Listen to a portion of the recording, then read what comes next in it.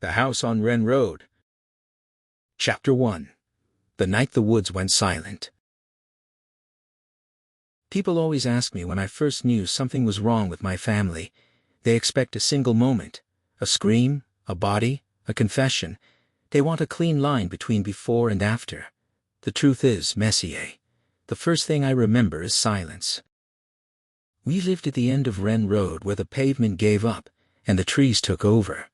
The house was older than the town, a squat thing with a sagging porch and windows that caught the light like eyes. My father called the woods private, like it was a neighbor with a temper.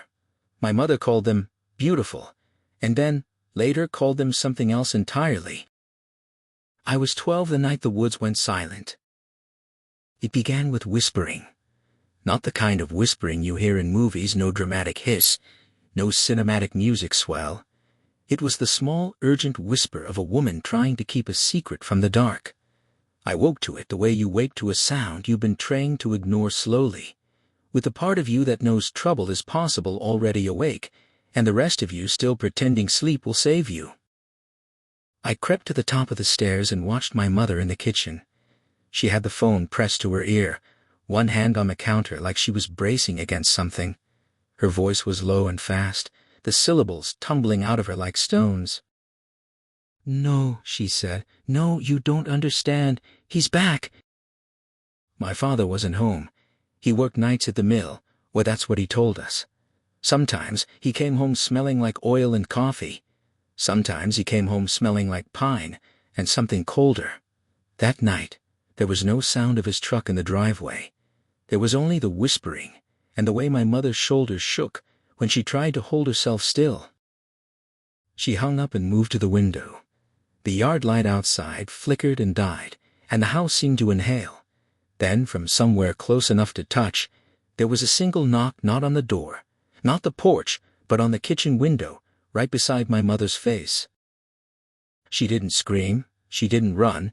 She pulled the curtain aside with 2 fingers and looked out. I didn't see what she saw. I only saw her face change. Her eyes went wide and wet, and something like recognition or terror crossed her features.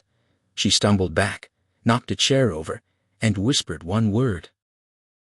"Run." I didn't run. I sat on the stairs and watched the way the light from the kitchen painted the floorboards. I watched my mother's hand tremble.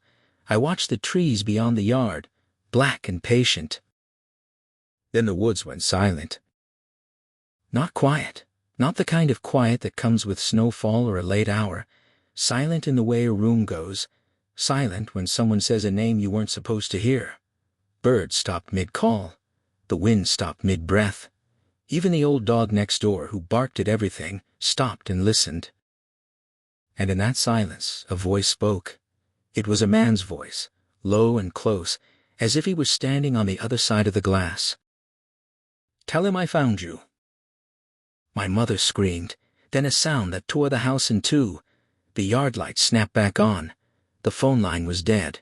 When I forced myself to look out the window, there was nothing. No footprints in the thin crust of snow, no shadow, no sign anyone had been there at all. Just the trees watching. The police came at dawn. 2 cruisers, lights off, because this was our town, and we handled things quietly. Officer Delaney and Officer Brooks were the kind of men who had seen more than they wanted to, and learned to keep their faces neutral. They asked the right questions. Did we see anyone? Did we hear anything else? Did anyone have a motive? My mother told them she'd imagined it. She said she was tired. She said a dozen small lies that were meant to keep the world simple. The officers walked the yard, checked the tree line, and came back with nothing. No prints, no broken branches, no sign of a person having been there. They left with a card and a promise to call if anything else happened. My mother closed the door and leaned against it like she'd been punched. She didn't cry. She didn't speak. She just stood there, and I watched the way her hands shook. When my father came home that afternoon, he walked in like he'd been somewhere ordinary. He took off his boots, hung his jacket, and then he saw the police card on the counter. His face changed in a way I'd never seen before. Not anger, not fear, but a kind of cold recognition. He went to the kitchen window and looked out at the trees, the way a man looks at a wound he knows how to stitch. "He talked to the boy," my mother said, and the words fell between them like a dropped plate. My father's jaw tightened. He didn't ask who, he didn't ask when. He asked one question, and it was the only one that mattered. "What did he say?" I told him. "Tell him I found you."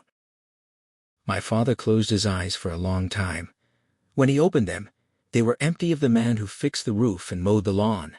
They were the eyes of someone who had been keeping a ledger of sins and had just been reminded of an unpaid debt. "He wasn't supposed to come back," he said. That night we sat at the kitchen table and ate cold cereal because none of us could stomach anything else. My mother kept glancing at the window. My father kept staring at the tree line.